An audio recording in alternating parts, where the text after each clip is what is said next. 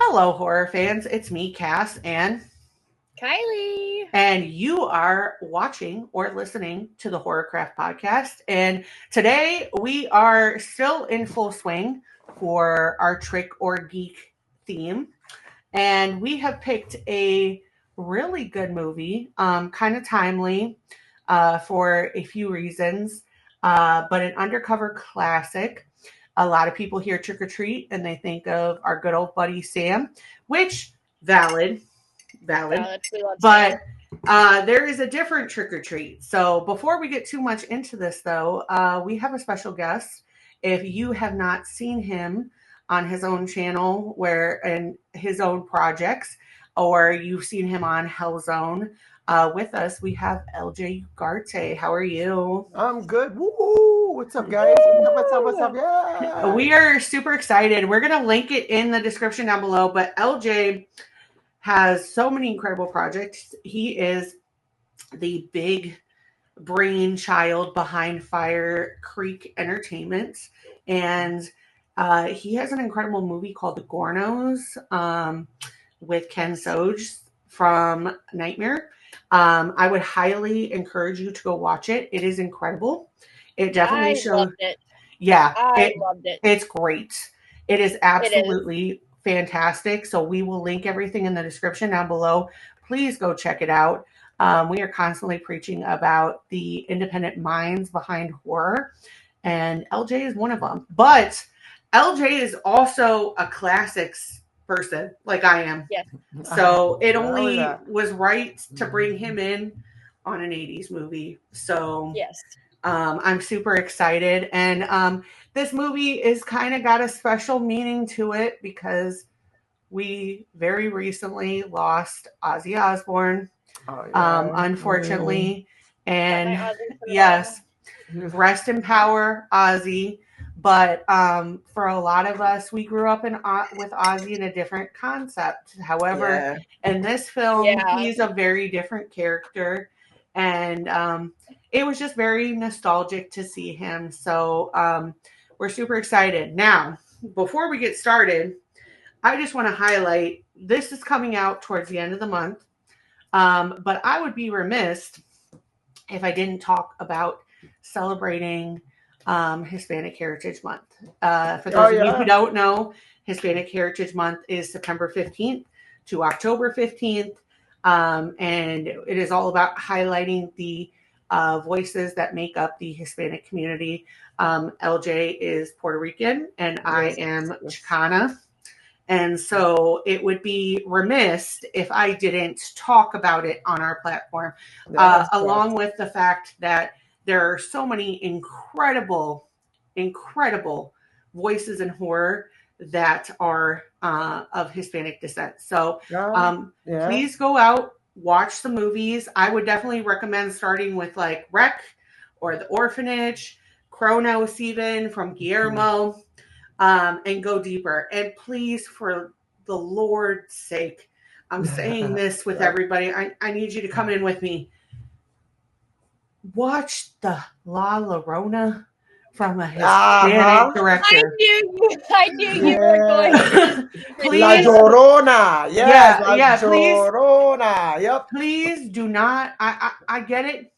Listen, I'm a Linda Cardellini fan, but don't watch The Conjuring La Llorona. That's not La Llorona. That's Timu La Llorona. I'm just gonna tell you. It's Timu La Llorona. Like you need somebody that actually understands it. Like, but we like Timu. I know, but listen, I get you. Yeah, LJ, like La Llorona is supposed to be absolutely fucking terrifying. Yes, absolutely. It's supposed to haunt your dreams. Like that is the whole figure is just, and that movie doesn't do it any justice. You gotta watch the actual movie. I love Tubi. I'm an associate of Tubi. You know, my company does release stuff, Tubi and stuff like that. But you want to watch the hardcore version of La Llorona. You know what I mean? Like, Don't watch the Conjuring universe. Listen, you knew it was a wrap when they tried to tie in Ed and Lorraine. Okay, so just save yourself the trouble. go watch the actual version, and for fuck's sakes, go get yourself some culture and watch some of the other movies, because I'm going to hold your hand when I say this, but subtitles should not stop you from watching some incredible directors. Okay. But here's the thing. I have an attention span problem, but I always have captions on my TV because I have since I was a kid.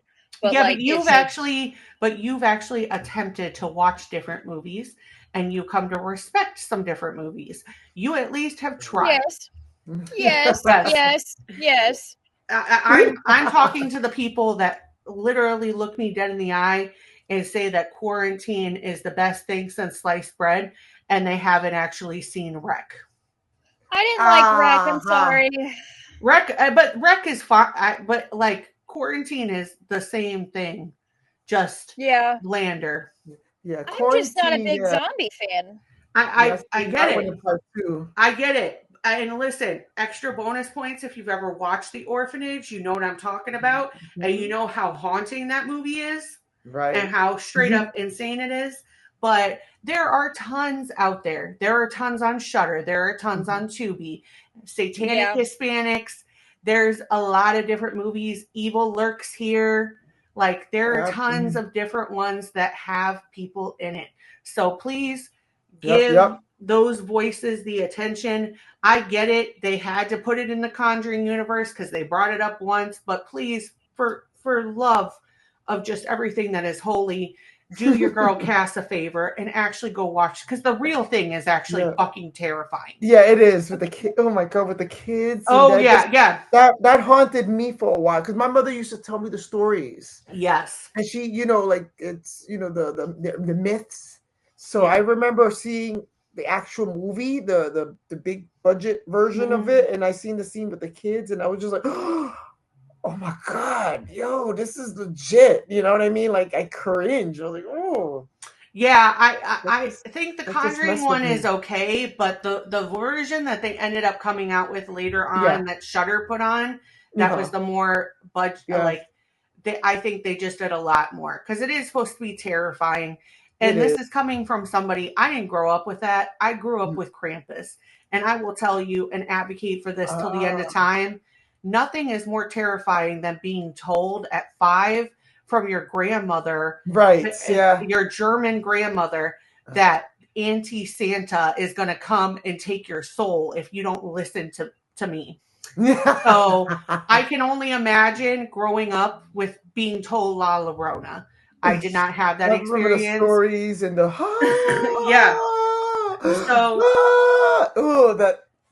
So please go watch it. Also too, if you are looking for a great cause to donate to this time of year, October is also Domestic Violence Awareness Month. It is.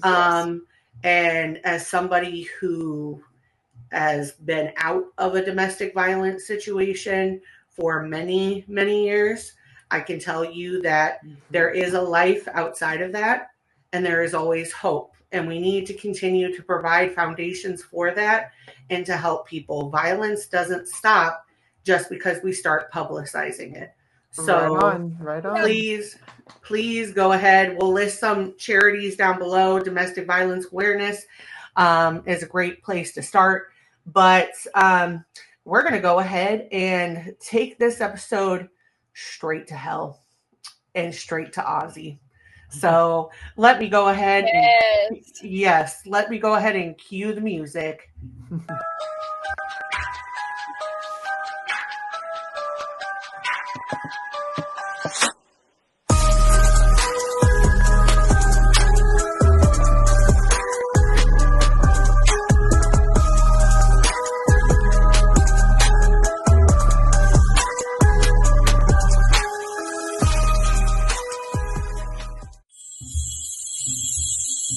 Welcome to the Horrorcraft Podcast.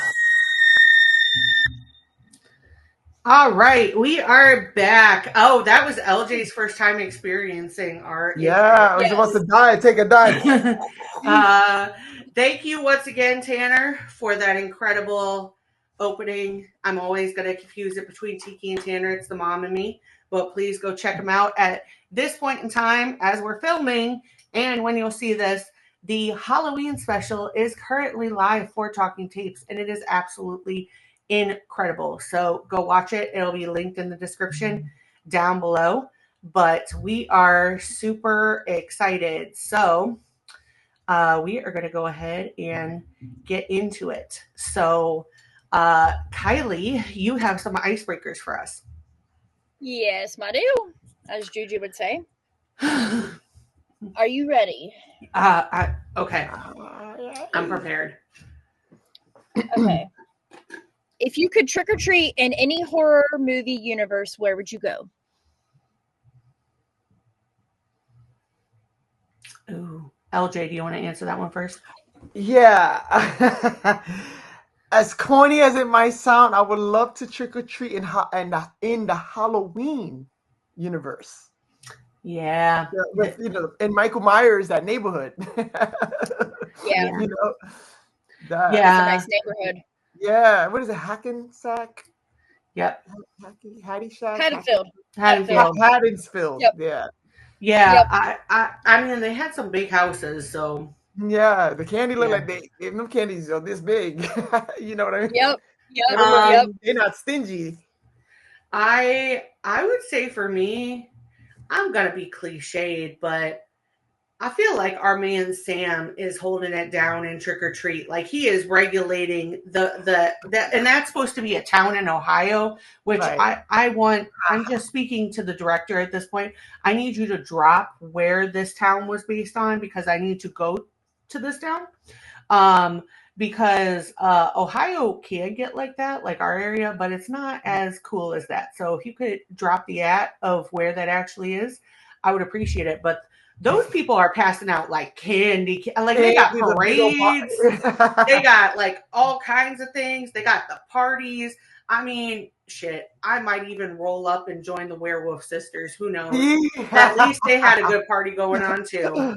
I'm thinking, and you knock on somebody's door, they're gonna drop some of that Dubai chocolate. Like, yeah. I feel like it's because Sam's like watching them at every could you imagine the Halloween after like the events of Trick or Treat? Like Sam's gonna be like watching everybody from a tree. Like, you better have the full size bars. Yeah, they look like $20 bars of candy. Like, what? Y'all are real generous.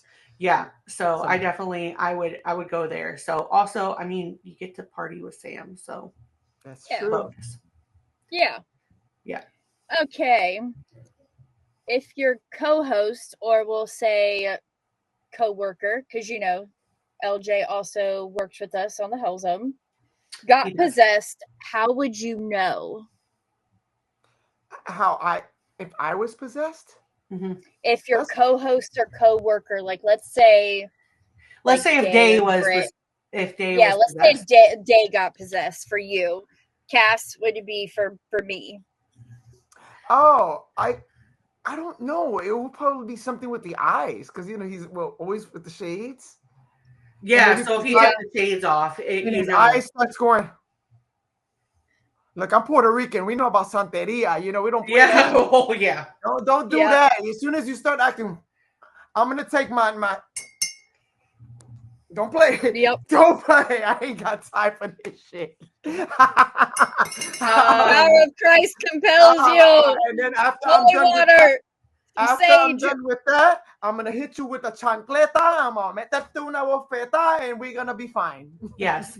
Yes. And then I'm gonna rub you down with some Vicks, and you'll be okay. It sounds like you'll be in a good place. For Kylee, that is very easy. I will tell you. There's 3 ways. First of all, if she ever gets on screen and there's an Alani knot in her hand, I'm calling the cops. Second of all, if Kylee willingly wants to go into a public place with a massive amount of people, I'm calling a priest. You don't do people. I don't. I'm a homebody. Yes. I live in a holler in southern Ohio. I'm just not too. I'm not. I can be social, but my social battery gets low. I don't really like crowds. I think it's kind of sometimes trauma based, but I just don't like people. Okay, you know what? I don't like people. I respect. I don't like smells. I do. I just pick up a lot of, sometimes when I go into, I pick up a lot of vibes, and just like it can put me on high alert. And just a lot of times people portray themselves to be some things that they're not. And I gotta tell you, girl, I would know that trait very well. I am married to a person like that. Like they don't want to do red carpet. They don't want to do the events. They don't want to go to this, even to try to go to like the gym or something. It's kind of like there's people there, it's like, you know what I mean? Like, I'm glad I work in my office. I don't have to deal with people, because I totally get it, especially in today's world. I'm not a complete, like, just antisocial, angry, grumpy person. It's just totally. You have to, and also I'm a mom, and I'm a stay-at-home mom. I'm home with my kids a lot. I have a son with severe autism, and we are just not able to go kind of do a lot of things as a family a lot. And then with the noise too, could be overwhelming for the kid. And then like we're all on some level of neurodivergence in my house. Like my husband, me, and my middle son have ADHD, and then I have my son Zane with severe autism. So it can just kind of be a lot. Like right now, Julian's kind of struggling with, he had a ABC boot camp fashion show. Like I had to they gave him a letter, and I had to make him a vest, and they went and walked through the school. And I saw in the video, he was covering his face up, and he was just like, I didn't want people looking at me. And there was a lot of people, and it was loud. And I was just like, buddy, I see you. I see you, and I understand that. You know what I mean? And totally where you were at right now, as you should as a mom, the way things are in this world right now. I'm starting. I don't leave my house unless it's work and back. You know what I mean? Like even to go to the grocery store, I'm like, I don't want to. Can I just order it and let them bring it to me? Leave it outside my gates. It is a blessing to leave your house now and come back home safely. It is a blessing for your significant other to leave the house and come back home safely. Come back safely. Your kids. And I respect that. That wasn't a dig at Kylee. However, I would say number 3. Thanks for sharing, by the way, because that's real, that's an authentic thing. I will say, real. With Kylee is like, we're saying Kylee is a homebody. There's nothing wrong with it. There's nothing wrong with. I will tell you, if I had 3 kids, first of all, just having 1 kid is hard to leave the house half the time. Right. Yeah. And totally. It's taken a lot of work for us to get Brayden to the level where he's comfortable going out and doing things. So I totally see that. However, I will say number 3, the reason I would know you're possessed is if you call me Cassandra and you actually mean it. I'm calling Damien Carrasses from The Exorcist. I'm going straight to the fucking source. No. The only time she uses Cassandra is when she is excited or upset about something. And so she was using it in an actual sentence trying to address me. Officer, it's that one. It's the copy. It's the clone. This is gonna. You know what got me was I'm calling Father Karen. Yeah. I'm going straight to the source, man. Like we're gonna figure this out because at least he had a plan to save Reagan. Okay. You stupid. I love it. I'm so here for it. No, but you hit it right on the nail. But I'm going to Scarefest, and that was my idea. I know. That's like but I'm just saying, like, if you said, Cassandra, I am going to go.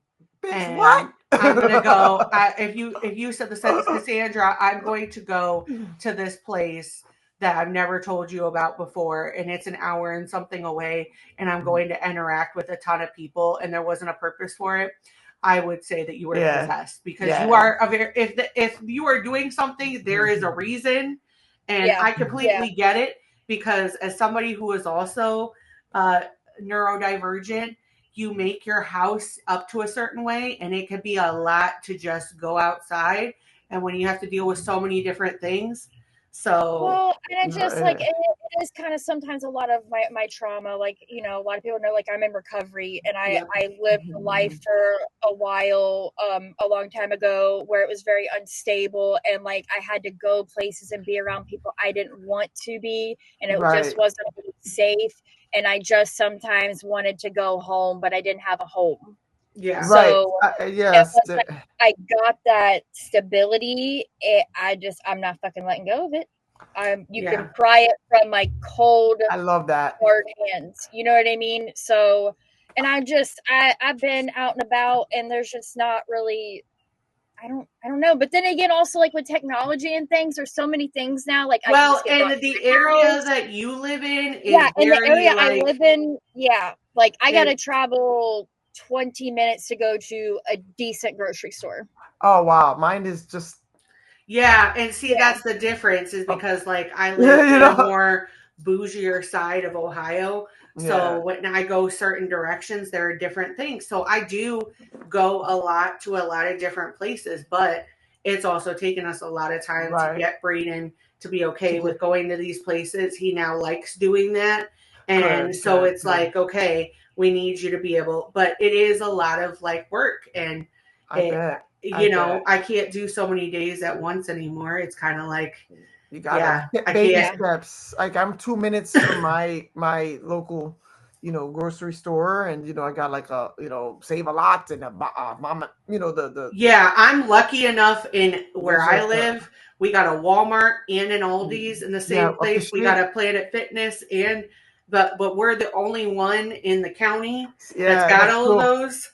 And so ours is up the street, that plaza. We have one of those, which is blessings. But that's cool.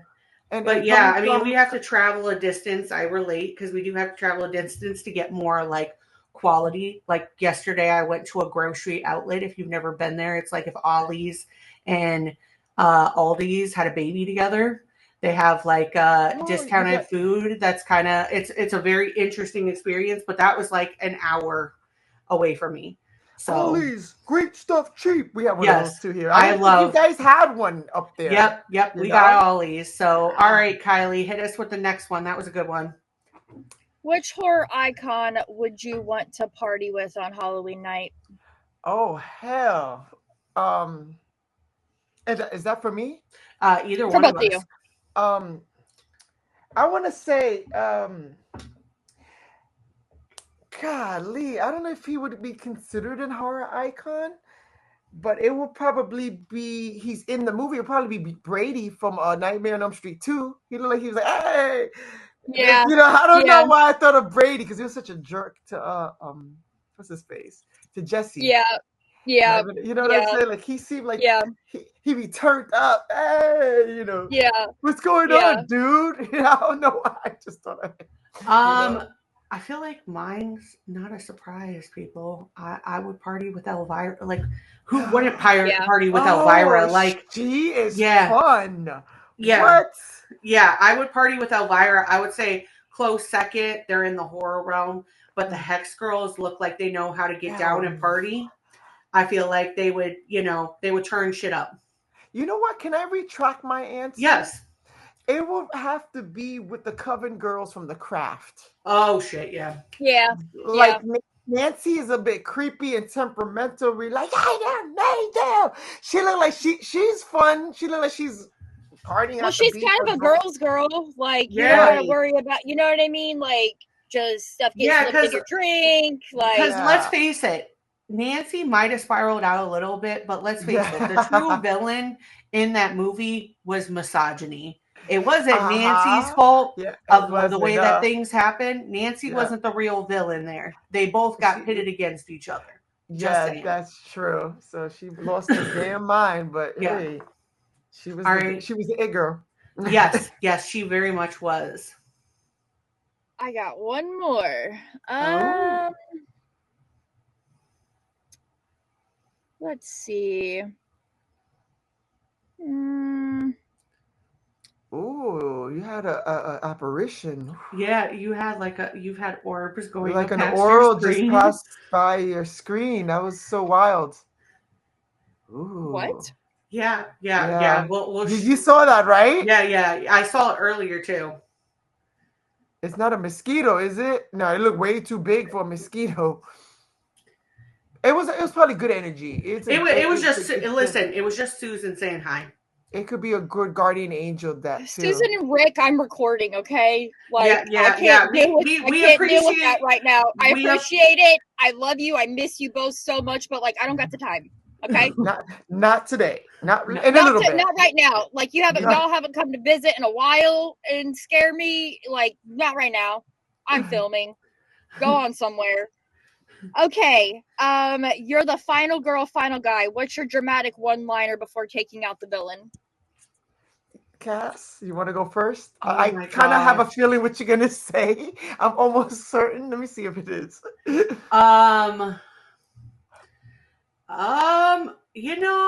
It'd probably be like, fuck you, bitch. It would probably be something like really off. It'd probably be something really like off the cuff. It'd be like, because Kylee knows this and people don't necessarily get to see this side of me. Kylee gets to see it a little bit more. And there are random people that piss me off the wrong way that unfortunately get to see the end of that. But as much as I look like a cream puff on the internet, I am not somebody that you really want to mess with. When I get angry, it's a little scary, but I'd probably be like, listen, this is just me off the cuff. But it'd probably be like, especially if it was a man trying to come stab me, I'd be like, fuck you, you had a little dick anyways. I would probably say something like really unoriginal or be like, I would probably be like, I watch horror movies, bitch. Is that all you got? Like, I would say something like really just, it would just be crazy. I thought you was going to say a line from Elvira, like, I'll see you in hell first. That's what I will say if I ever go down, I'm going down like Elvira, like what she thinks she's about to bite it. And she was like, just let them, she's like, don't let them just think of me as a great pair of legs. I was a great pair of boobs as well. I would probably say something like really just like, please, Kylee, make sure my corpse looks good on the way out. Right? I got you. I don't know what my line would be. My line would probably be like, there's probably be some corny line. Like, I can't even quote one of my films. Dialogue is so bad. I'll take that back. I'm just kidding. I would have been like, I'll take you with me, you bastard. So I don't know. It'll probably be like, I'll see you in hell first. It's either going to be me or it's going to be you. Some corny. Yep. Yeah. So Kylee, you inspired me. I got a little bonus question. For Halloween, if you could do a switch up, like how we've seen in some horror movies, some horror TV specials, as we were talking about TV specials earlier today. If you could switch into any movie and have a horror character as your love interest, who would it be? Oh, that's a good question.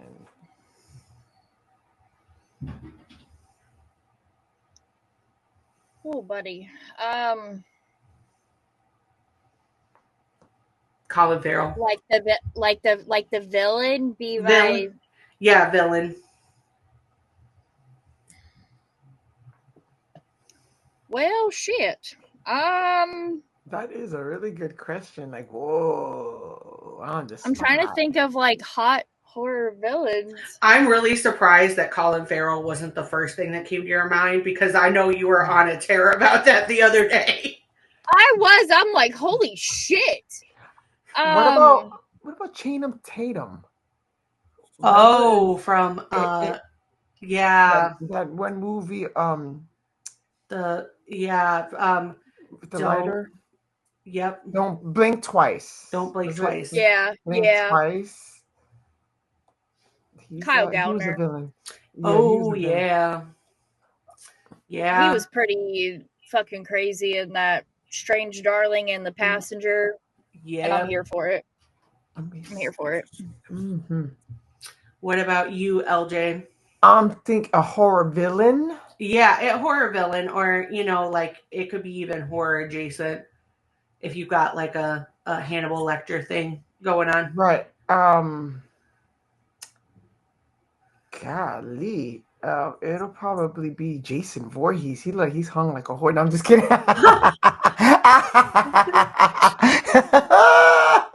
I'm totally kidding. And then again, I'm not. I'm trying to think. He had to have that mask to hide something. So right.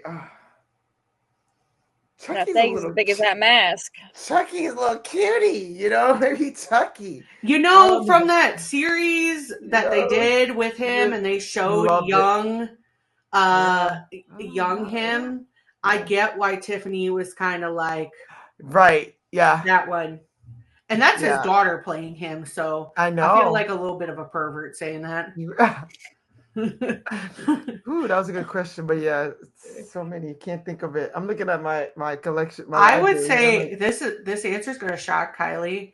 I obviously I have to remove the vampires of it, because if I do, it's just going to be a very stereotypical cast answer. But I will say, I know in real life that he does not bat for our team. But Luke Evans in No One Lives is incredibly hot. Incredibly. Like, I understand that he murdered, but everyone that he murdered in that movie really fucking had it coming. And I understand that he probably had some like issues beforehand. But like, if I was that person's like child, the dad that kind of goes left, I would also put him in a wood chipper. Just saying. Fair enough. So I also think he's kind of hot as Dracula, but in that movie, I think he's hotter because, I mean, he does come out of the back of a dead guy, full frontal. So, but he's hot. I also just kind of like him. I've liked him in other movies. So, yeah, I would definitely say that would probably be my pick. So, LJ, are we going with Chucky? I'll stick with Chucky. Why not? Yes. Yeah, I think that's a good answer. I mean, listen, Chucky's probably one of the best anyways. Let's be honest. That whole thing where he goes like, of course I'm supportive of my non-binary children. I'm not a monster, but I think won us all over. Like, you're incredible. So those were fun questions. So thank you, Kylie, for asking them. You're welcome. We are going to roll into our next part, which we are going to start talking about trick or treat. I would be very remiss, obviously, when we mentioned Ozzy in the intro, but I'm very curious to kind of gauge everybody's memory with Ozzy Osbourne. So is there a certain like Ozzy moment or a certain moment in time you can remember kind of reacting to different things with Ozzy that kind of stick out warmly to you guys? I actually remember when my eldest sister brought home the vinyl of the Blizzard of Oz, that record. And I remember that I used to play Crazy Train. Was it Crazy Train? On that record. I used to play with like Alvin and the Chipmunks. I didn't know what I was doing. I just thought it sounded cool. I used to try to be a DJ. And my sister was like, "What are you doing? You're gonna ruin the record." That was one of the memories I remember from that record. I also did it with Whitney Houston's records too. That, and then moving forward was seeing him. This was way before the show, the series, the MTV series, which I happen to have it on DVD. When he did MTV Cribs, yes, the first time, he was one of the celebrities in that first season when MTV Cribs was big. Yeah, it was him, and this was way before the family was even asked to do a reality show. I was like, "Oh, this is cool. He has a pretty neat house." Way before he moved to Beverly Hills, So I remember that. That was another memory I had. Yeah. This is in the early 2000s. I definitely don't want to be like a bandwagon person trying to like say this. I will say though, I obviously grew up in that time frame of MTV. I was part of that target audience. And I will say I came to later appreciate Ozzy for who he was as a musician. However, I didn't really know that because my mom, I guess, kind of listened to him back in the day, but my dad was more into country. I will say, though, watching him and his family was very cathartic for me growing up because it was somebody that very deeply cared about his children but didn't care that there were cameras there and caught him being like unhinged or him like saying certain things. It was just a family being a family. And absolutely, it was cursing and fighting, and then but we're not perfect, But it was perfect in just the way that he loved, and I will say specifically the way he loved his daughter Kylee. Seeing that on screen and seeing that as somebody who is not perfect, not put together, like a very, polished, just kind of all around different.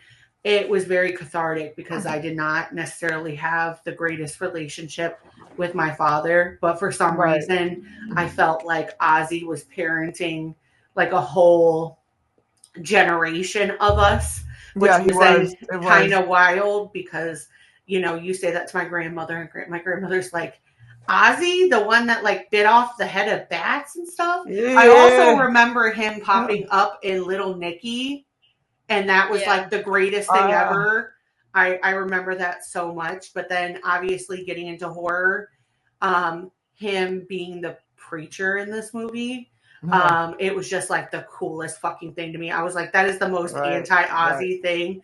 And the fact that he was the one that was like, yeah, I want to do that, really just kind of like made me love him even more. And I will say, as somebody who is deeply, profoundly affected every day by somebody that they love, multiple people that I love that have Parkinsonism, I truly, a lot of people don't understand Parkinson's, and Parkinsonism is different.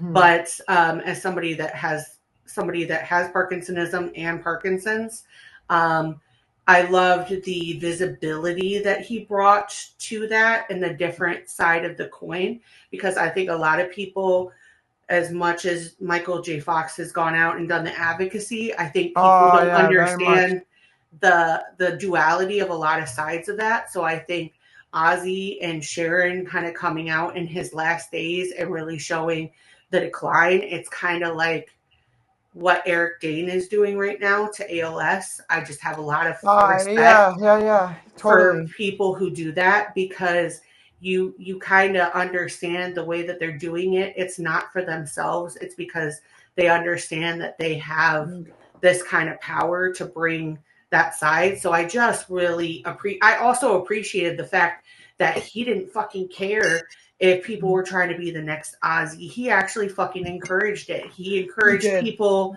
being like, bringing that in. He did that with Post Malone. He did that with Youngblood. He did that with a lot of people. And I just think he was so gracious about different things. I know he had his trials and tribulations, but I just really, truly choose to remember him in such a positive light. Me too. I always thought that the Osbournes, Ozzy in particular, was so great. You know what I mean? Like, they were people, regular people. Yeah, they had, a little bit more, and they were celebrities and but you know what? They show what family is. Like, messy house, kids fighting, the father complaining that you spending way too much. Where's my credit card? I have to pay these bills. What are you doing? You know what I mean? Like, regular. And then I watched them for the 3 seasons. I felt like I was part of their family too.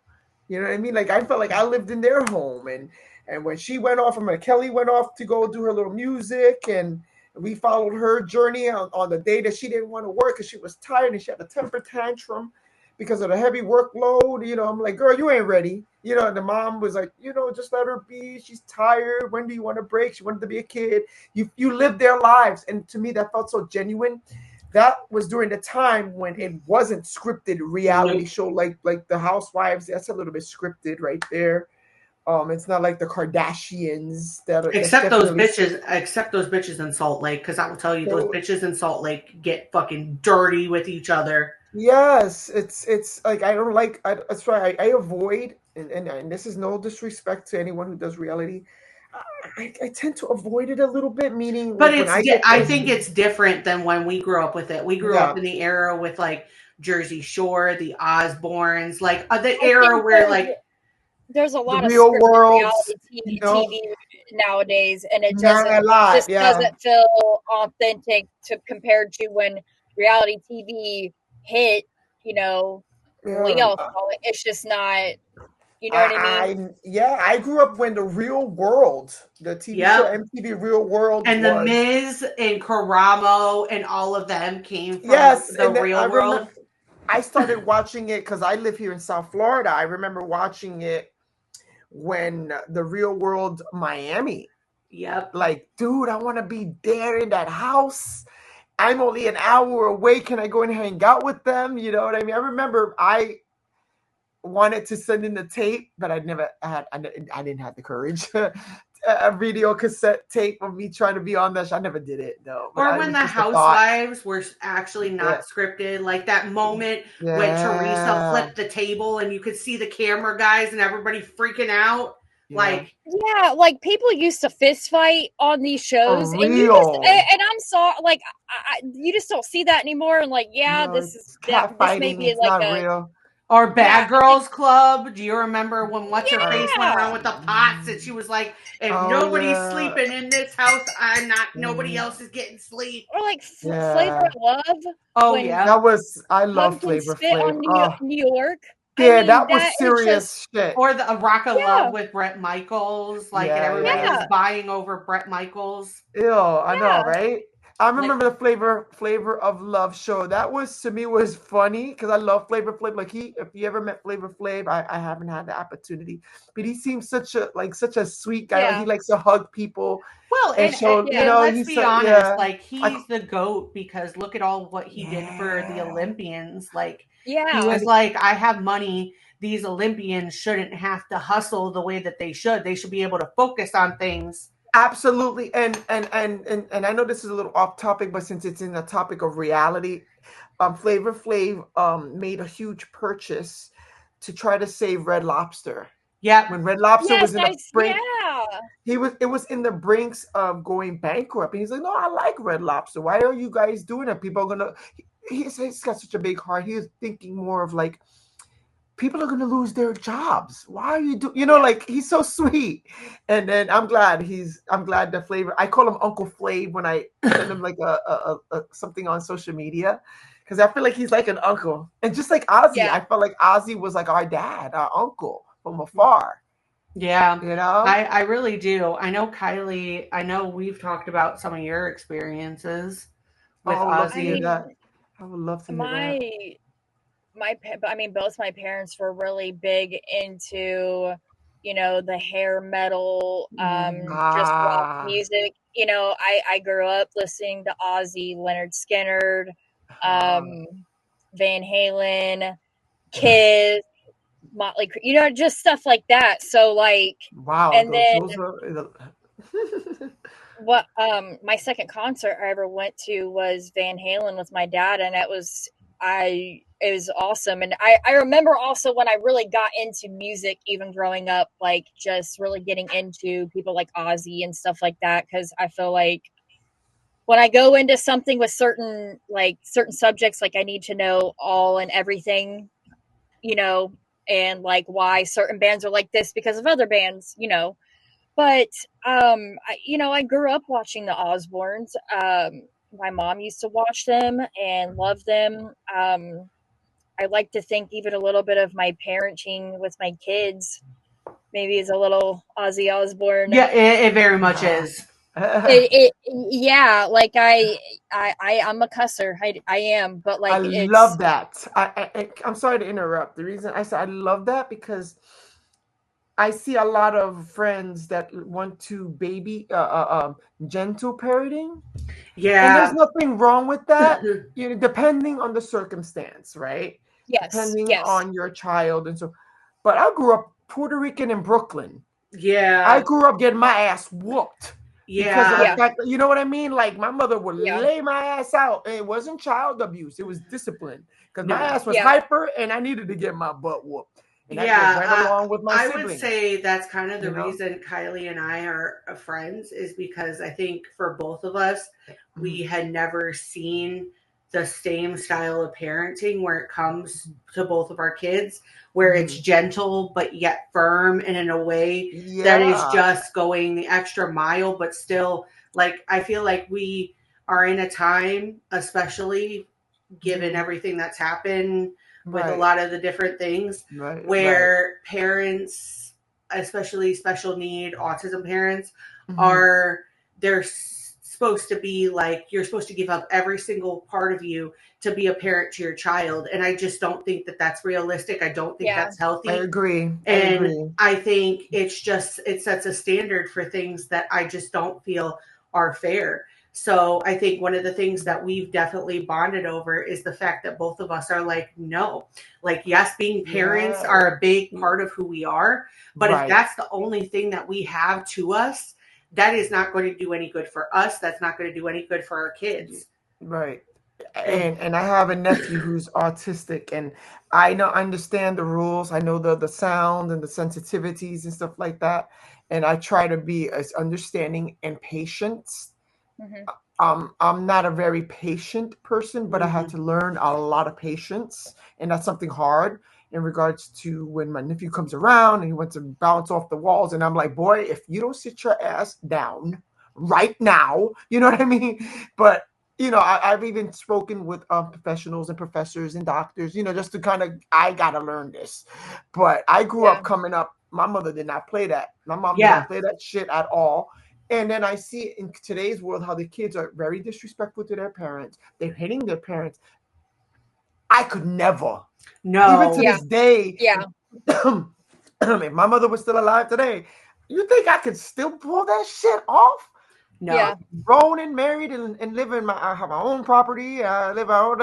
No, I still show her. Your mom would come after you. I get it. Are because you kidding me? Yes, my mom was similar, but I will tell you the biggest thing is I had a Wilma in my life, and Wilma is my grandmother, and she looks like she is a petite woman, very put together. My mother was, but tiny. I will tell you, if Wilma locked eyes with you and you weren't doing what you needed to be doing, that put the fear of God in you. Because there are very few people that I feel like terrifies my grandfather.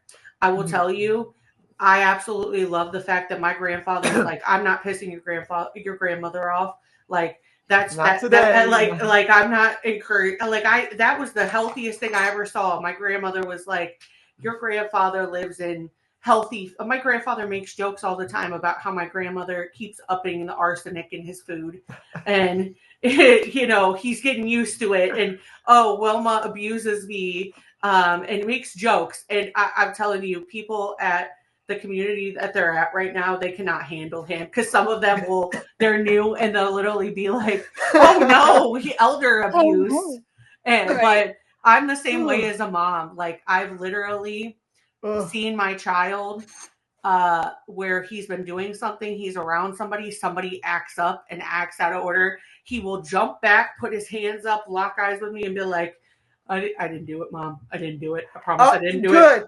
Because the kids, you know what? You guys are the parents. You guys gotta, that's why I love my sisters out here. Y'all parents, my girls, y'all that are parents, y'all gotta deal with more than sometimes what men do. You know what I mean? Like, and then you deserve respect, especially from your kids. These kids out here are disrespectful. I think it's I have 3 boys, and wow, okay, like I am very grateful for that, because I wouldn't know what to do with a little girl. I just wouldn't. You wouldn't. There's a way to be with boys, but you do got to be a certain way with boys, especially when I have so many. I have so many. And see, as I didn't know how to be a parent in general, but to how to be a single parent to a son. And it's been a learning experience. I will tell you though, you meet my child, like Zach and Tanner are the first people to tell you. Braden went to Culture Fest with me earlier this year. They were joking about how they were going to get a picture printed out of Braden's face.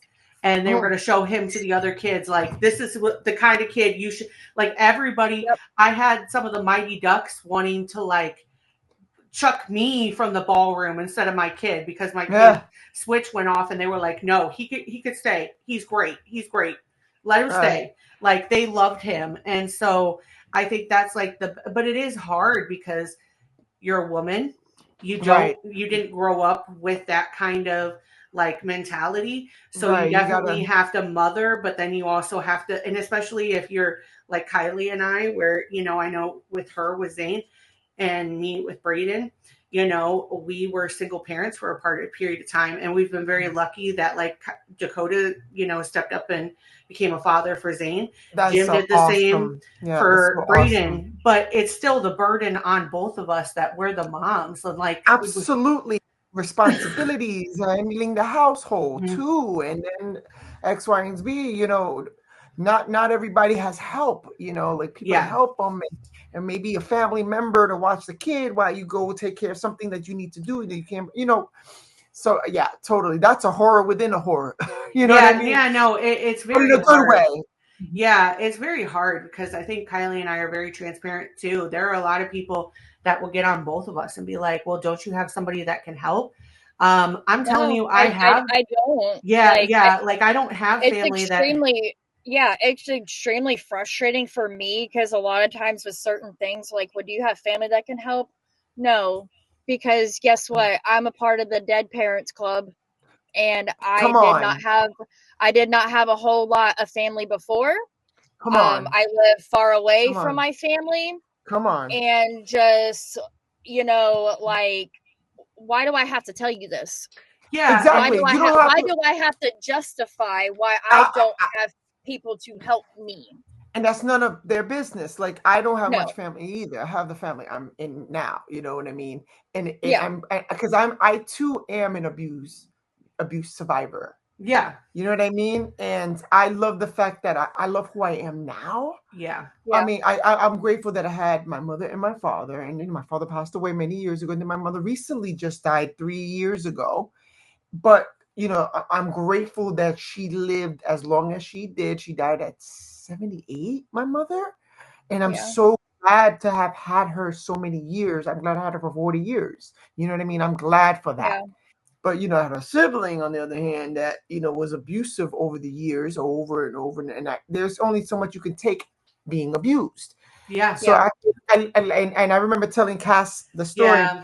I had to literally wait until my mother's passing for me to divorce my sister.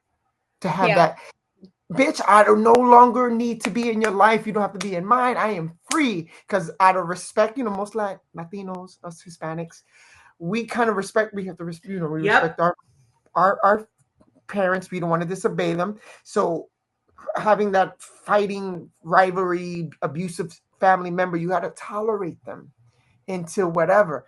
But me, unfortunately, I had to wait until my mom passed away. Then I had the leverage to tell my sister, go to hell. Finally, after all these years, I really took like, bitch, you done. It's done. I'm glad I live way far here and don't know where my new house is. And you live up in buttfuck St. Lucie somewhere. And the freedom of me, the life that I have now, so cleansed and so positive. Because that alone right there, that whole tragic abuse I had was a nightmare on Elm Street. Yeah. It's you know what I mean? I think it's also hard too, because like for, you know, in Kylie's sake, like if Kylee and I lived by each other, even an hour away, I'd be taking the kids every weekend because I love those kids. I accept them for fully who they are. Z, over the years, like every time I see him, he gets more and more used to me, and he tries with me. And it's you like an aunt? Yeah. Well, they call me Aunt Cass. Juju, Juju was on the other day, and he was like, Aunt Cass. when are you coming? It's been like 1,000 years. And So Kylee and I both sweet, are like, it's not been 1,000 years, Juju, but thank you. He was like, and so then he was like, you're coming this Saturday? I was like, no, 2 Saturdays. He's like, sweet. why can't you just come now? So And sweet. it was like, but it's beautiful, but it's hard. Like, I mean, we're lucky enough that we've made family here, that they're Right. kind of, I have a friend, Sierra, that lives down the street. She's got 4 boys. My son kind of meshes in and becomes the 5th child. Oh, and that's sweet. She helps out a lot, and we have like friends that we've had since we came here to Norwalk. But other than that, like, there is nobody else. And I'm sorry, but it's hard, especially when you have children that you have to explain so many different things with. Yeah. And people act like it's, oh, you could go out and you could get a provider, you could do this and that. There are a lot of inadequacies in our community that make it absolutely impossible to get the help that you need. You literally have to scream and shout into the void, and even then it's not happening. I agree. That's why I love our community that we have here, and especially in our horror community, because we kind of share each other's perspectives and we kind of form like a safety net. Yeah. And that's why when I decided to fight back, I was like, I am 39 years old at the time, and I'm like, I'm still being abused? Huh? A grown man with a spouse and living on my own. I still had that fear. And you know, you feel like you want to regurgitate when the person's near you. You feel like a 10-year-old kid again. And you start having trauma and anxiety and because of that person that caused the harm. And even as an adult, they still doing it. And I don't think they realize after therapy, after help, after I decided to find out what's going on, maybe it's me. Found out as of 3 years ago, believe it or not, I found a new word. That person is a narcissist. Yep. That person has abusive disorder. That person has, I found out, like, wow, let me study them. And was it me this whole time? No. And then I learned there was another word that came when the doctor says, you are a survivor. You were a victim. I said, you know what? I don't like that word. I am nobody's victim. Never was, never have been. I'm a survivor. Yeah. We all are survivors. Yeah. You know what I mean? I think that's where we have to, like, we do have to start taking that back. Because for me, I will tell you, that's why I'm very much an advocate for what I said in the intro. Yes. Life is possible. It is not going to be crystal clean, crystal clear, but life is possible. If you would tell me, I'm almost 12 years out of my situation. Actually, it is 12 years. But thank you. I appreciate it. But my life is 1000% different. The cast that was back then is not the cast now. And I've learned how to be a different person. There are a lot of people. Yeah. I'm going to tell you who you are. I'm going to tell you who you are. Yes. This is beautiful. You are a final girl. Yes. Yes. You know what I'm saying? You kick their asses and you're gone.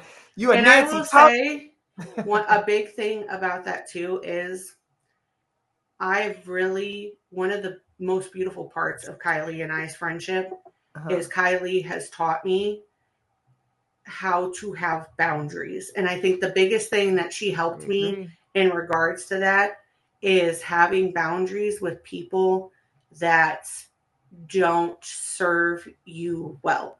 It is okay. It doesn't matter if that person is your family, if that person means this or that to you. If these certain things are going on, like especially in my parenting, I just think watching her example a lot of times has really helped me even in my parenting, because she is very, I thought I was the kind of person that was like, I'm not letting shit around my kid. She has helped me up my game a lot, where I'm just like, awesome sauce. And I will tell you, if anybody messes with my kid, that's a whole, it's a whole other thing. But not only do you have to deal with me, but you are lucky enough that gas is the way it is, because his aunt will be coming up from Lucasville, and I don't know if you want to see that. So there's just certain things that I don't want my kids exposed to. Mm-hmm. Right. Especially just like my kids are a big factor as to why I stay clean. And they're not going to be around people who are doing certain things and being exposed to certain things. Or just even, I hate to say it, but just even certain mental health type things. I don't want it around my kids. And it's not really facts. Just, I want them in a bubble. It's just, I was exposed to things and it dramatically set a trajectory on my life that led me to doing and down a path that was horrible and almost killed me. And I'm glad you're here for that. I'm glad you fought through your demons and you were able to persevere. You know what I mean? So the light at the end of the tunnel.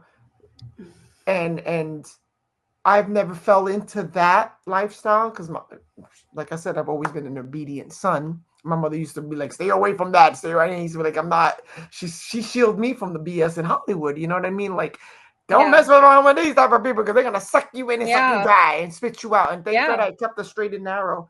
And I think that helped me fight the abuse that I had to endure because of the hands of my sister. She's supposed to be protecting her little brother. Why are you abusing him? And while everybody else was bullying me, you contributed to the bullying too. Like you hated me that much that you allowed, you know what I mean? And then, so what kept me in it, my path to my salvation was the fact that I became an actor. Yeah. I found an outlet that was mine. Because nobody in my family was in show business, and I provided because of acting. You know what I mean? And I think that so beautifully pairs into what we were talking about, because I think this is a conversation that pairs beautifully with Ozzy's legacy. Because I think the one thing that he taught us is nobody is perfect, and you can have your pits and your falls, but it's how you keep going after so many different things. And you can have whatever opinion you want about Ozzy Osbourne, but you could definitely say that he was a fighter. And every time he got back up, he was just punching in that league. And, this movie, especially, I feel like for as much as it gets shit on sometimes, I think this is such a good movie in the fact that it highlights how you can push people in a different direction and how things can lead out, because the character in this movie makes the choices he does because it's coming from a place of pain. But thankfully, he's able to pull himself out of it and kind of fight back against it. But he very easily, because of how he was treated, could have gone the other way. I mean, he had every reason to be. Every reason. Absolutely every reason. And Kylie, you'll probably agree with me on this. LJ, you might too. This gave me very Christine vibes.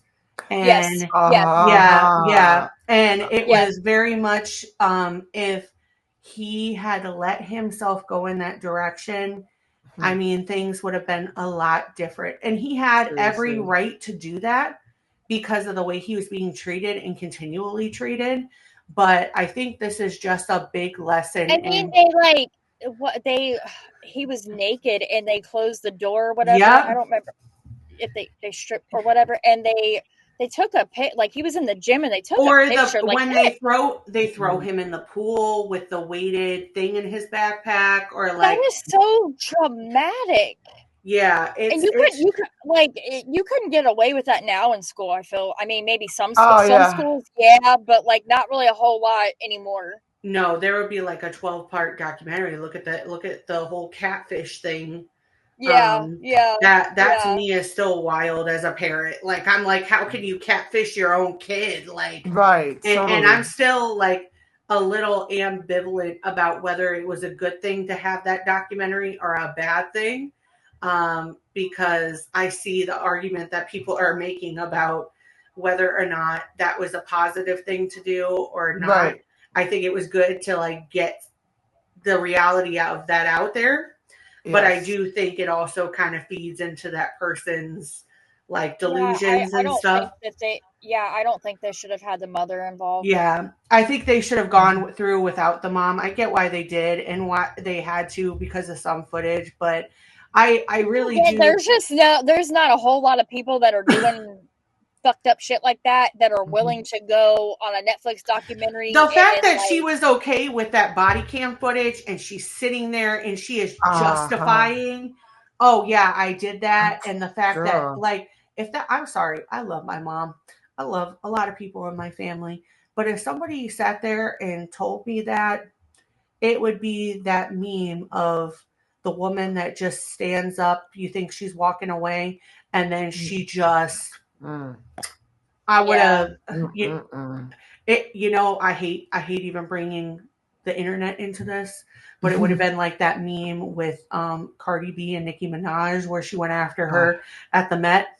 Oh yeah, with the shoe. Yeah, with the shoe, like you thought she was done, and she just like she just I really it would not have been pretty. So kudos to her daughter for keeping calm, but that was so straight up Stockholm syndrome. But it is kind of crazy to me just how many different things get brought up in this movie. So if you have never seen Trick or Treat, it is currently streaming. I say this as of today's date, October 5th. It could change. It could change. We're saying this all the time, but currently it is on Screambox.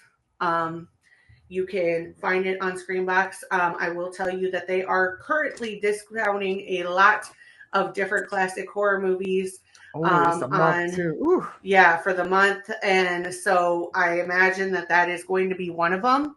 But if you have never seen this movie, to synopsize it, it is basically about a teenager. His name is Eddie. He is under the spell of rock music, and his idol ends up dying in a hotel fire. It's very suspicious. They never really fully hint until we're in the middle of this shit what is going on with that. But through another party, he becomes the recipient of the only copy of his idol's unreleased album, which when played backwards sends a message of destruction and ends up getting very crazy. So according to IMDb, Eddie begins to realize this isn't only rock and roll, it's life and death, and he must draw the line to thwart this mission. So I like that. It is very Christine vibes. Oh my God. Yeah. I was thinking, like under the spell, with the... Yeah, I think to its credit though, it does a really good job of showing that this kid has every right in the world to feel angry, to feel justified in the way he does. But it's kind of his mom that pulls him out of it. Like when the thing starts coming after his mom and he realizes that this is kind of the line that he crosses, we kind of realize that it is crazy. So I'll ask each one of you, what do you think was the craziest scene in this movie? Like one that just absolutely just like had your jaw on the floor. When the bully and his girlfriend were doing things in the car and he walks out of the car and she puts on the headphones and she's listening and like she's almost like getting off. I'm like, what in the fuck? Oh, you know what? I remember. Yeah, I had to. I'm sorry. I had to think of. Oh my God. Yeah, and it's the and she opens her eyes and the creature's there. Yeah. Yeah. I especially thought of if you've ever watched the Tales from the Dark Side movie. Love that. Yeah, the second segment with the woman that appears in the man's life out of the blue. He makes the deal with the creature and the woman appears, he has kids with her. And then yeah, based on a promise, right? Yep. And then he wasn't supposed to ask any questions, and then he went looking, and then they ended up having to kill him. But it reminded me of like when you see the creature, it's very like gargoyle-esque. Yeah. It reminded me a lot of that.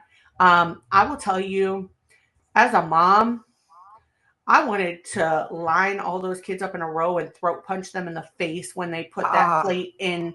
Like the fact that they pushed him in a pool in the first place, but the fact that they put like a heavy object in the back, and the girl that kind of had a crush on him was the only one that noticed that was a problem. And but they were like totally ready to let him just drown over just like stupid stuff. Right. I'm just like, I just really related to, gosh, what's his name? Eddie. No, not Eddie. I might be thinking of something else. It's the main character. Sorry, guys. Eddie. I've said this before. I'm not good at names. Eddie. Yeah, Eddie Weinbauer. I just related to his character a lot. Yeah, because he's into heavy metal music and how he dressed. It reminded me of how I dressed in high school with the studded belt and the skinny jeans. And I got a lot of shit from a lot of people because of certain music I like in bands and stuff like that. And you're just kind of looked at like just a freak. You know what I mean? Or like being a horror fan in high school, like early 2000s when it was not popular. I was going to say, like gothic, that goth look, you were strange. The trench coat mafia. Because remember, it was during at least for me, when my senior year of high school was Columbine. And I remember that style because I used to dress the preppy Clueless with the sweaters, with the cardigan, with the dress shirt. Yeah. You know that preppy look. I know that was with our little phones when we thought we were doing something because it was straight off. Sorry, I know it's off topic. It was straight out of Clueless. Yeah, no, I get it because it was very much like for me growing up, like the Mean Girls, the way that they were dressed. We had to dress. Yeah. In that way, that was very much, and I was not. Listen, I was way too heavy to even be the consumer for that market. And I looked like a 35-year-old businesswoman at 15 because the only clothes that were around me were Lane Bryant and Fashion Bug. I was lucky enough that we had a Dots up until like middle school, but like it wasn't until I think sophomore year when I turned 16 and my grandmother was like, okay, we could take you to Torrid. We can get you some current clothes. And even then, looking back on it, I was like, that was a choice, Cassandra. But I would wear like the skinny jeans. I had like a little bomber jacket that had like a spider web on the back of it. Right. Even though I don't like spiders, I thought it was like the Lost Boys. I was so excited carrying around my vampire encyclopedia, being the weird, and people just didn't like. They were like, whatever, she's gonna be a serial killer. Yeah, and no, the big girls that went to high school, they were dressing up fly. We were like, go ahead, girl. We didn't. I guess it was down here. Like the big girls were cutting their hair, dyeing it blonde like Eve. The big girls. Yeah. And they had on, my sisters, my big girls were rocking. And see, we really didn't have any of that. And it was like more of like, oh, well, you needed to have like the Kathy Von Zealand handbags or like be able to wear the Juicy Couture tracksuit or you needed to be able to look into like or dress like High School Musical. And that just was not my vibe. I had the velour tracksuits in different colors and the matching shoes. I was fly. I had and then I went through my grunge with the pants with the skateboarder pants with the chain. That was me all through high school. I had my wallet with the chain. Then I had the hats that matched. I was like this at one time with the gargles. I live in Florida. I had on ski gargles. I grew up in a part of Ohio that people would literally like boycott outside the Hot Topic. Like if you were seen inside the Hot Topic, you were a devil worshiper. And I remember secretly getting gift cards from like a couple, like one or two cool friends and like having to like hide it and then like go in the mall. And the only thing I was interested in was the fact that like they had the Crow stuff there. And I was like, oh, and I remember putting like postcards on or like the fairy ones on my notebooks. And I thought I was the coolest thing since sliced bread. And people thought they were like, the devil. Yeah, they were like, you like a movie about a guy that comes back to life to avenge his girlfriend? Oh, they really thought I was eating shit when I got obsessed with Sleepy Hollow. And I love the Tree of the Dead. They're like, that movie. They're like, that girl is obsessed with death. Like, I don't know. There's no saving her. Like, being plus size, uncool, and a horror fan back in 2005 was not doing me any good. Right. Like, I remember can I share this story real quick with you? Yeah. I remember the movie Showgirls. Oh my gosh. Okay. So I was a dancer. Yeah. So I have the dance background and all that stuff. And for the school talent show, I wanted to put on the goddess number. The volcano with the choreography with the smoke.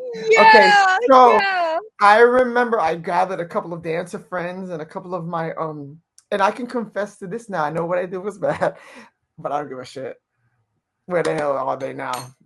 Boring people now, Christians. But at the time, I had assembled the crew. We choreographed the whole entire number from the movie. I remember I had to rent the movie and then bootleg it on the tape because you had to be 18 to rent Showgirls at the time. Yes. It was NC-17. Yeah, I was 17 maybe, and I remember bootlegging, taking it back to the mom and pop's video store. And we choreographed, we watched that number, we knew the choreography, la la la la, la la, so it was dope. I remember we got the smoke machines. We made like we had a little fan with the fake fire. Because also on the weekends, we were allowed to do stagecraft. So we were able to take the props and build stuff for talent shows. And then the smoke machine, it was so fire. I had the lead girl with the diamonds. And she was I wanted to be the one coming out of the volcano, but it was really the female who was going to come out of the volcano. So we had the lead come out with the diamonds, all beautiful. It was so dope. And this one little bitch, I got to tell you, her name was, whatever her name was, Maribel. She went and told the drama teacher. She goes, oh my God, Miss, one of those snooty little bitches. She goes, Miss Bates, oh my God, guess what Lewis is doing? And she was like, what is Lewis is my name. Yeah. But she goes, what is he doing? You know that nasty movie, the one with the girl from Saved by the Bell? That is so nasty. It is like pornographic, Miss Bates. Miss Bates was like, where's the movie? And she happened to have a copy in her bag. Little hypocrite. It's this movie, Miss Bates. Little bit girl. Hold on. Let me, with the leg on the yeah. Because when I tell you, she said, Lewis, you can't do this because I said, Miss Bates, you act like it's nudity. The girls are in leotards. It's a show. It's a dance number. She said, I have to pull the plug. When I tell you, I said, I'm gonna get. So I remember calling my cousin Eric, who later became, he became my security in later years. He's a big boy, and he said, we're gonna get this bitch. When I tell you, this goes from all the movies that I've watched growing up, all the revenge stuff. Can I say this on your podcast? We rigged the stairs. I know this is bad. I would have gotten like assault charge now or something. I remember we called her like, Maribel, come down the stairs from the set on this backstage. When I tell you, she came down. We pulled the thing and then she fell. I think to this very day she still has a limp. Oh my gosh. That's not funny, but it is. I know it's not funny, but it was the way I'm like, I'm sorry you tumbled the way you tumbled. You should never fuck with my show. You never fuck with up. You never mess with my artistic creation. I'm gonna fuck you up. But I felt should I confess? I'm here for that. I'm so I am too. I will tell you that I was 15, 16. I was a kid. But she fucked up my routine, and it would have been the greatest triumph for me. There are a lot of things in that movie that you could have done. Yeah, that you could have done that were not good. That were not yes, good. I could have done was a whole nothing to what that movie had as a whole. Yes, but it was the routine, the dancing, and then the never found out what happened. She didn't know what hit her. She fell, got a bump on the head, and then a twisted leg. But she could walk it off. Years later, I think remember, statute of limitations have passed up. Yeah. Please, but anyhow, years later, became an actor, a producer, got a bunch of awards. And, the drama teacher hit me up on Facebook. She found me on Facebook. And I said, you know what? This is a good time to get even with Miss Bates, too. I said, Miss Bates, how are you? How's life treating you? Looking a little wrinkled. And she says, oh, my God, I didn't know it was you, LJ Ugarte. Oh, my God, I read about you in the local paper. And I was like, yep, that's me. Miss Bates, I know it's 26 years later. You said something to me. You call me a wannabe drama person, right? Remember your star pupil? Oh, guess what? They OD'd. You said they were going to be remember your other star pupil? Guess what they are? They're bagging groceries. Oh, I was such an asshole. Burn. I was so, and my partner was like, don't do that. That's not in your heart. Because it's really not in my heart. But at that particular moment, I felt like I needed to be that guy for them. I said, please just let me be that guy. Teenage LJ yes, had to get that out. I said, had to get that out. Oh, and Miss Bates, by the way, remember you said I was never going to mail to me? Cha-ching. Cha-ching. Oh, by the way, I'm also Telly Award, Emmy Award, and can I get going? And she was like, oh my God, I knew you. I said, no, you didn't. Click. No, you didn't. You did not. Click. You did not. Click. I said, I wish you well. I said, thank you for reaching out. God bless you. Thank you so much. But yeah. Oh, can you come to the school to talk to our kid? I said, no. No. You got some money?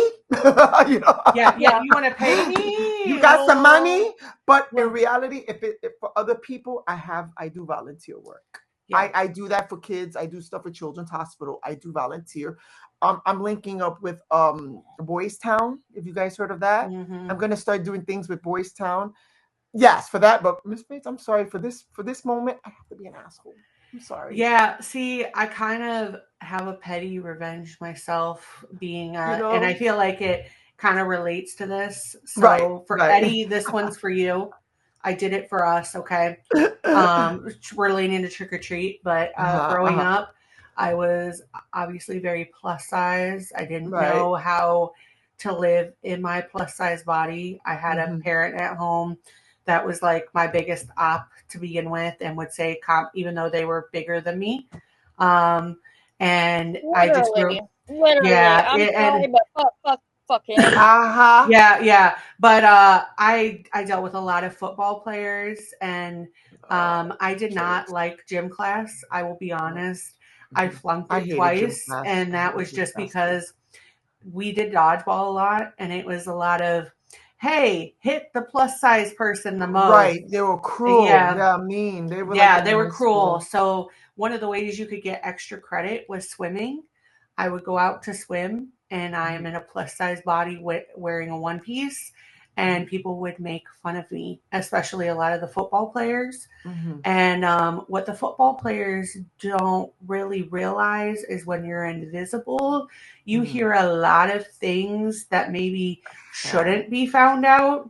Of course. And when you are doing something potentially illegal in a school facility, aka having relations with somebody that is much younger with you in a locker room you're expecting nobody to find out about it, maybe you shouldn't let your op find out about it.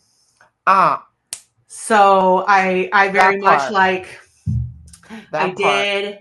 I will also say these were the same guys that years prior had dropped a tarantula on me and seemed to forget about it. And it's funny now because I'll see some of them in public and some of them have had very public crash outs.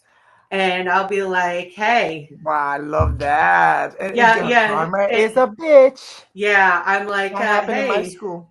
A lot of the football jocks. I had a really weird message last night, and it was from somebody I went to high school with that he was a popular guy and like into sports and like rich, and I didn't fuck with those dudes.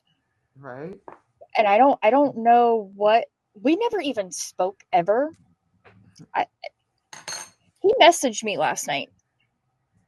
Probably like, hey, look at you. He was like, yo, how you been? What the fuck do you mean? Yo, how you been? Like, bitch, you ain't never talked to me.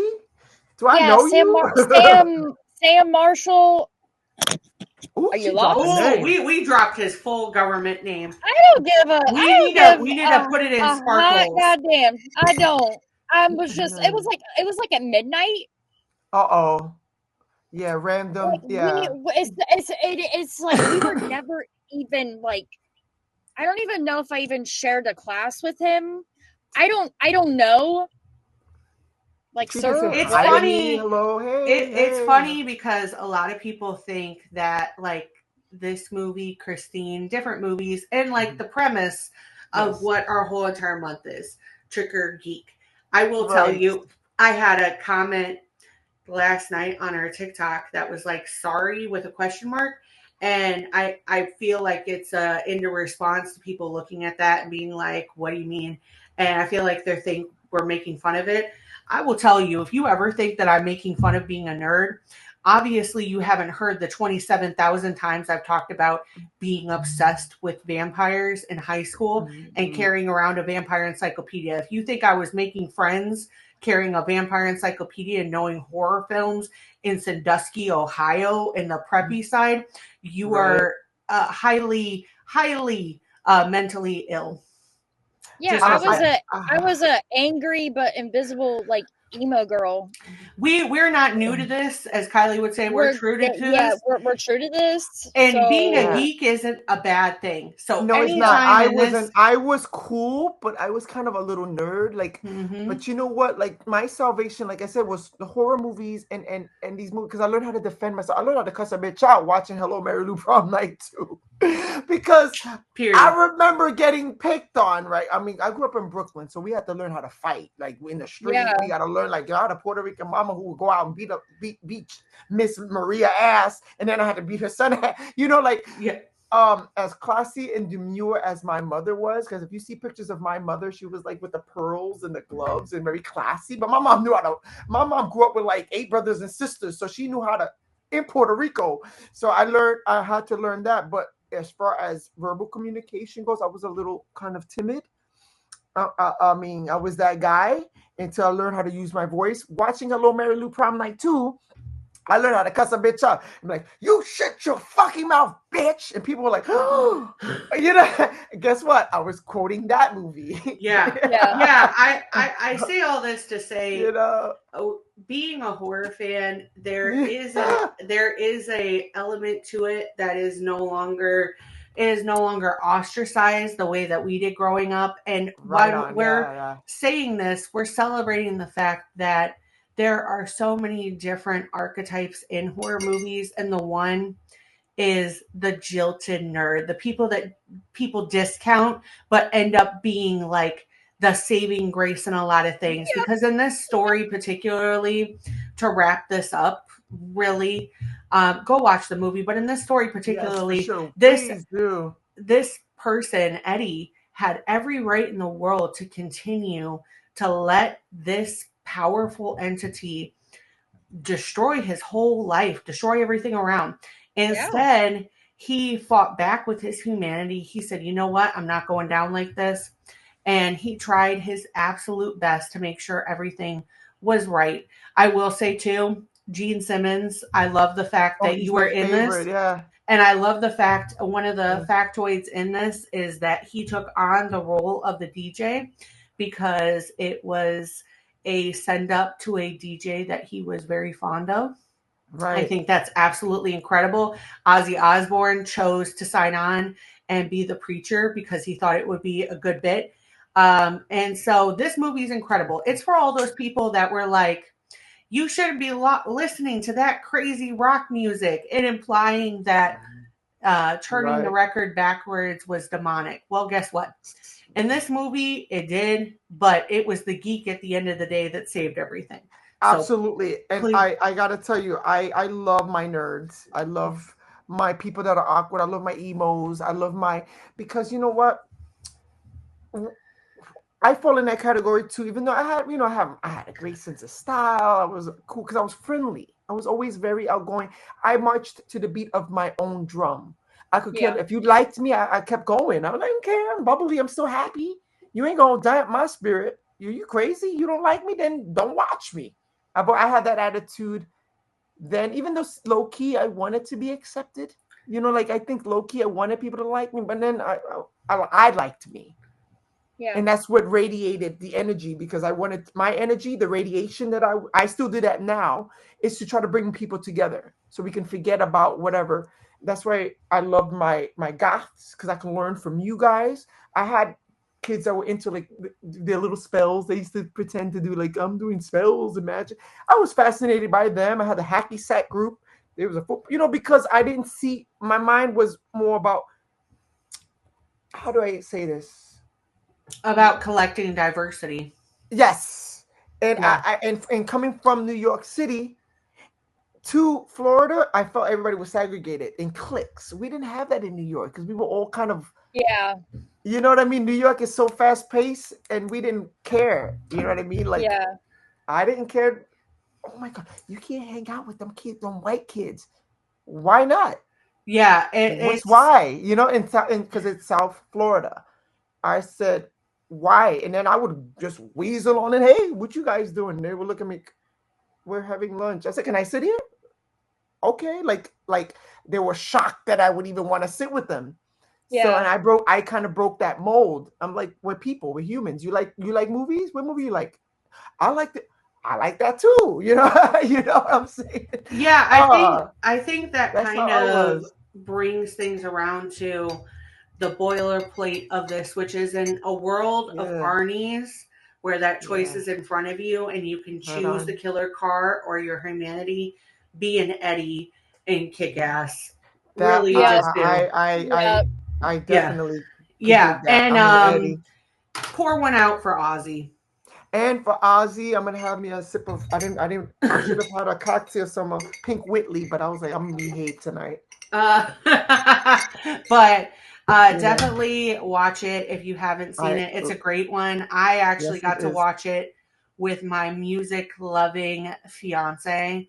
And I'm like, hey, this movie has Ozzy and Gene Simmons in it. Do you want to watch it with me? And he was like, yes.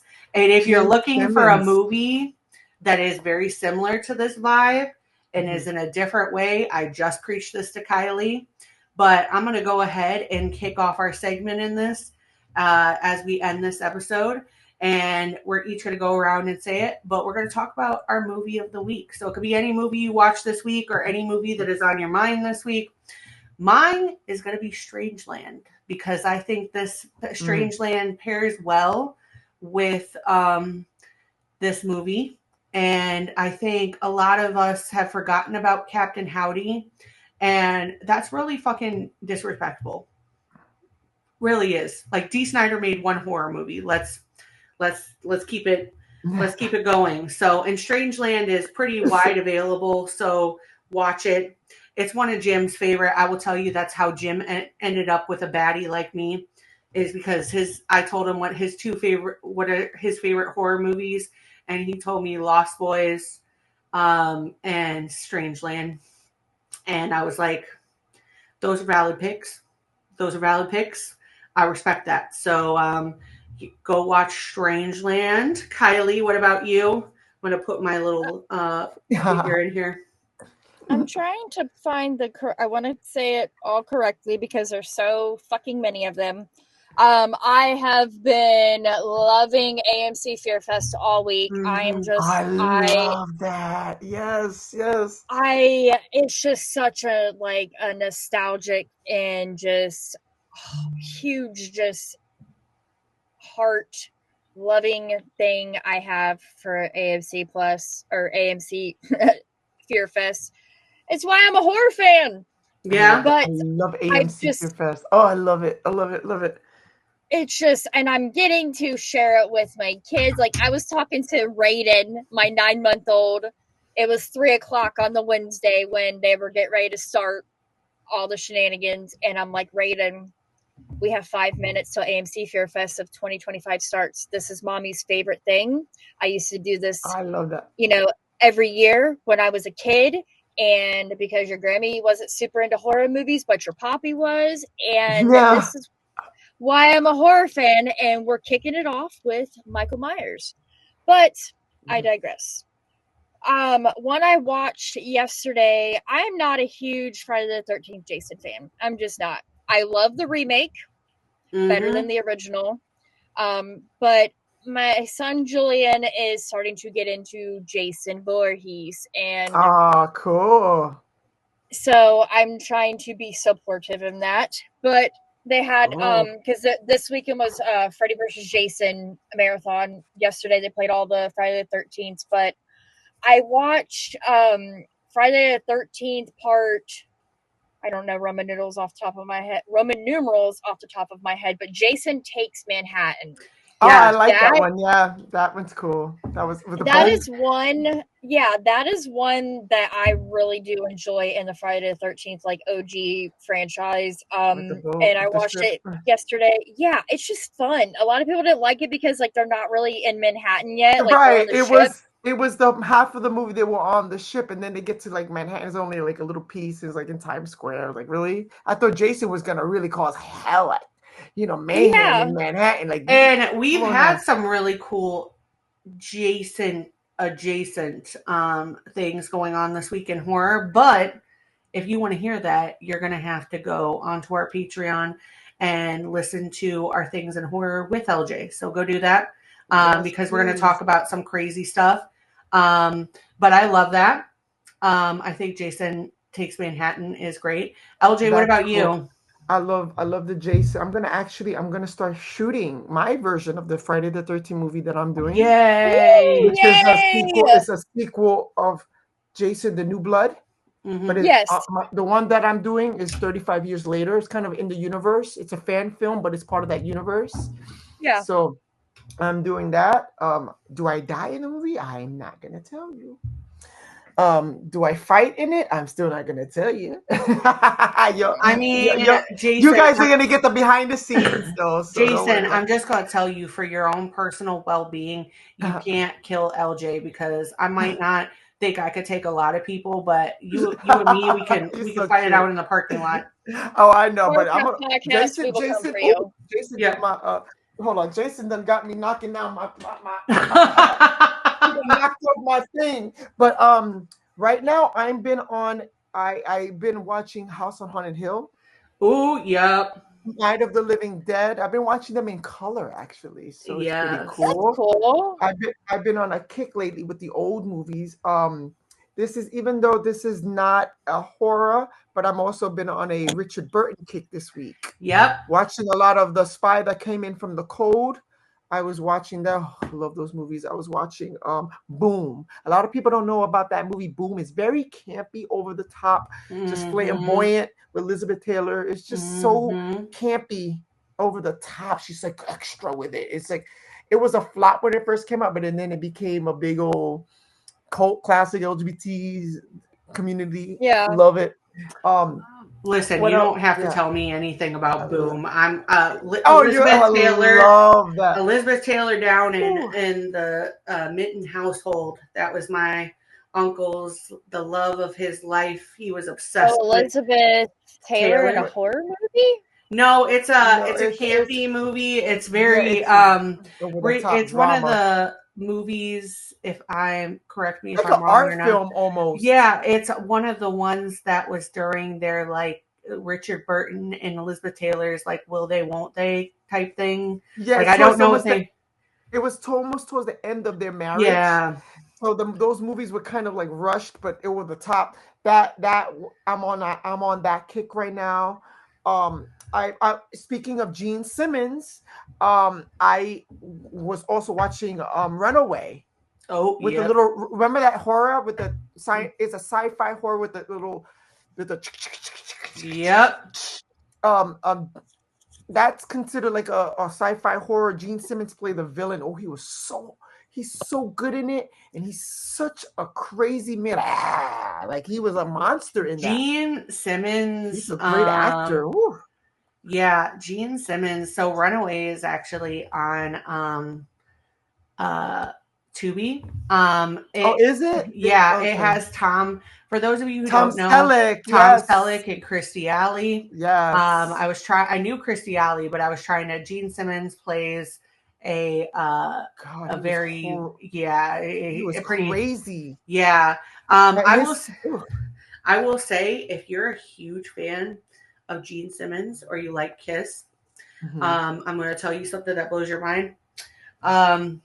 There is a Scooby-Doo with Kiss that I will argue is one of the greatest Scooby-Doos ever invented, because I remember it's Scooby-Doo in like a Kiss theme park, and some of those sequences were just great. We got Braden to bed sometimes with that, and I think that was the greatest thing ever invented. So I love that. Go watch some Scooby-Doo. So, but yeah, definitely go watch Runaway, especially if it's on Tubi. Runaway, please go watch it. I have it on Blu-ray. I was been on that kick lately, so it's a lot of the old horror stuff. A lot of like tonight, I was thinking before bed, someone's I'm gonna search and see what something to watch before bed. So yeah, I would definitely advocate going back and watching them. We have an episode that we did last year around this time, I think it was, where we did the new House of Wax with the Vincent Price version. I love that. I will tell you, since doing that episode, I frequently watch the Vincent Price version because I just like his character. And I think he's incredible. And it's definitely made me go back through the catalog. And I think I'm going to keep going back in. I'm kind of trying to refine my love of horror. And I'm going back in. Start with the basics. That's what I'm pounding some re-foundational things. So for those of you out there that already think I have trash movie taste, well, I'm watching Dance of the Damned in the next day or two. I love that movie. So let me tell you something. My taste is just all over the place. Like, I love what I like. So Vincent Price, I have the Vincent Price collection on Blu-ray. Oh yeah, and I love his stuff. I'm obsessed. I love House of Wax, the original one. And then if you buy that DVD, you flip it over, and it's a 1935 version, Mysteries of the Wax Museum in color, which is like, whoa. And then you flip it, and then it's House of Wax 1953, and then of course there's the one with Paris Hilton and Robert Richard. I love the Paris Hilton version. Me too. I feel like it was a great, definitely one in comparison, but I also think it's just a great movie for this time of year. It is. Yeah. So please go and watch it. But we're going to go ahead and wrap everything up so we could get on to our Patreon portion. But we are going to go ahead and end here. So until next time, rock your heart out. Be nice to the nerds, even though I don't like that term. Be nice to everybody. And, the only way to combat the devil in rock and roll is listen to more rock and roll. So, crank Ozzy this weekend, and it'll help keep out the devil. That's all I'm saying. That's right. So, until next time, it's me, Cass, and Kylee. And LJ, thank you for joining us. Yes. We really appreciate it. And if you want a further dive into Trick or Treat, please go watch it on Screenbox. And if you are watching this on YouTube, please make sure that you are subscribed to our channel. Make sure that you're subscribed everywhere we're at, and drop a comment and let us know if this is your first time hearing about this movie. and if you watched it and you enjoyed it, because we would definitely like to hear. So until next time, bye and stay spooky. Bye.